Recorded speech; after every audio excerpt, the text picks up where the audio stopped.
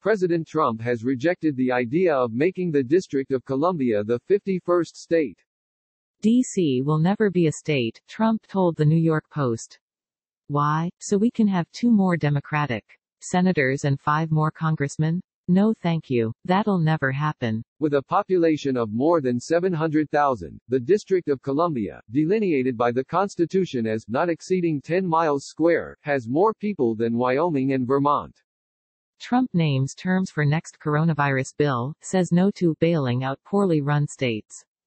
Trump, who received just over 4% of the D.C. vote in the 2016 presidential election, described the district as 100% Democrat, basically.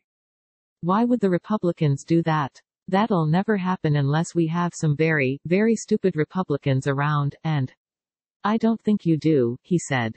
Currently, the district's sole representative in Congress is Democratic Del. Eleanor Holmes Norton, who was first elected to that post in 1990.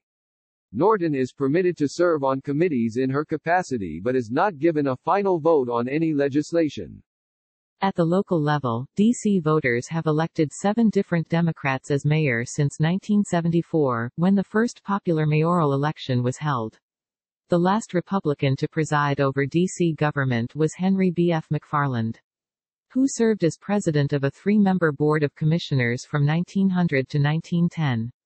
While Norton and current mayor Muriel Bowser have both expressed support for D.C. statehood, Trump repeatedly made his viewpoint clear in the Post interview. You'd have 3 or 4 more congressmen and 2 more senators, every single day of every single year. And it would never change, Trump told the paper. Unlike with other U.S. territories, Washington, D.C.'s status as a district is established in Article 1 of the Constitution. At the time of its establishment in 1800, D.C. residents were permitted to vote in either neighboring Virginia or Maryland.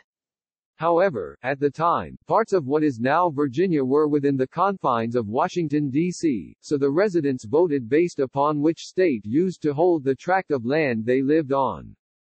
In the mid-19th century, the city of Alexandria and Alexandria County, the latter of which is now called Arlington County, was returned to Virginia.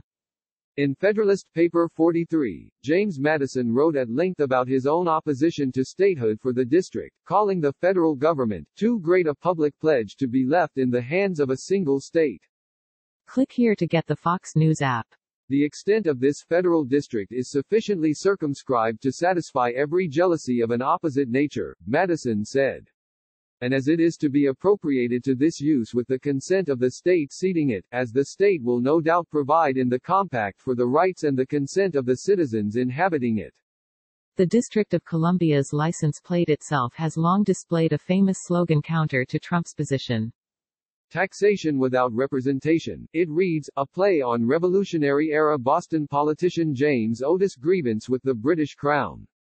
In 1961, the 23rd Amendment to the Constitution was ratified, giving D.C. residents the ability to vote in presidential elections with a total of 3 electors, equal to the whole number of senators and representatives in Congress to which the district would be entitled if it were a state.